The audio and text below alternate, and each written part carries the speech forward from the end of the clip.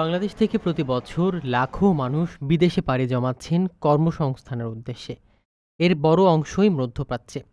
উইকিপিডিয়ার তথ্য অনুযায়ী বর্তমানে শুধু সৌদি আরবে রয়েছেন ২০ লাখ শ্রমিক, আমিরাতে ৪ লাখ, ওমানে প্রায় ৭ লাখ, কাতারে ৪ লাখ, কুয়েতে ৩.৫ লাখ ও বাহরাইনে প্রায় ২ লাখ বাংলাদেশি। মধ্যপ্রাচ্যের পাশাপাশি মালয়েশিয়াতেও আছেন প্রায় ৮ লাখ কর্মী। দক্ষিণ পূর্ব এশিয়ায় এটিই বাংলাদেশের সবচেয়ে বড় শ্রমবাজার।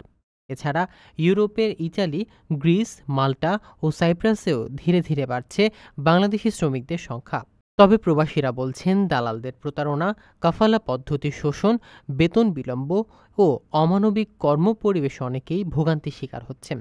এ পরিস্থিতি মোকাবেলায় সরকার নতুন শ্রমবাজার খুঁজছেন। সম্প্রতি প্রবাসী কল্যাণ মন্ত্রণালয়ের উপদেষ্টা ডক্টর আসিফ নজরুল জানিয়েছেন, শুধু মধ্যপ্রাচ্যে সীমাবদ্ধ না থেকে ইউরোপ, জাপান ও কোরিয়ায় দক্ষ শ্রমিক পাঠানোর উদ্যোগ নেওয়া হয়েছে। ইতিমধ্যেই সার্বিয়া, ইটালি, স্পেন, অস্ট্রিয়া, মাল্টা, মরিশাস ও ইরাকের সঙ্গে সমঝোতা চুক্তি হয়েছে।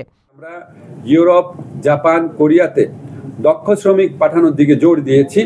আমরা অনেকগুলা দেশের সাথে সমঝোতা স্বাক্ষর করেছি। গবেষণায় দেখা গেছে, মধ্যপ্রাচ্যের একজন শ্রমিক মাসে ২৫,০০০ টাকার মতো বেতন পান, অথচ জাপানে একজন শ্রমিক কমপক্ষে ১.৫ লাখ টাকা বেতন পাবেন। বিশেষজ্ঞরা বলছেন, নিরাপদ ও বৈচিত্র্যময় শ্রমবাজার গড়ে উঠলে শুধু রেমিটেন্সই বাড়বে না, বরং প্রবাসীরা শোষণ থেকে রক্ষা পাবেন। লক্ষাধিক টাকা বেতনে কর্মী নিচ্ছে জাপান। যেতে আগ্রহীরা যোগাযোগ করুন স্ক্রিনে দেয়া নাম্বারে।